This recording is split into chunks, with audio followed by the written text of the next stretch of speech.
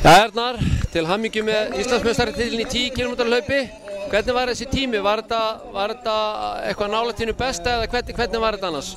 Nei, þetta var bara svona tempótúr í rauninni. Get ekki verið að keyra mig ómikið út núna. Það er sérstaklega sem maður er að hlaupa Íslandsmótinu í hálfmaraþoni á morgun á Akureyri. Það er maður að keyra þangað og þannig að maður getur ekki sett ómikið að þreytu lappirnar. Og síðan alltaf Íslandsmótið helgina á braut. Þar sem ég hleyp 3000 metra hindrunarhlaup og 5000 metra. Þannig að maður þurfti bara svona að reyna að taka þessu eiginlega eins rólega og hægt var. Var Þórólfur að fara kannski full hratt fyrir þig núna? Í rauninni var Þórólfur bara þvílíkum tíma sko. Ég held að það farið sko 15:56 eða eitthvað fyrstu 5 og bara ég fekk að hangi í honum hérna seinni 5 km-na. Ég var bara allan tímann að hugsa í rauninni hvað hann væri að fara djúvillig hratt sko. Það náttúrulega var að bæta Íslandsmet í 40–44 enn einu sinni. Þannig að það er bara gaman að fá að hlaupa með honum sko í rauninni. Hvernig standið núna? Ertu í góðu standi?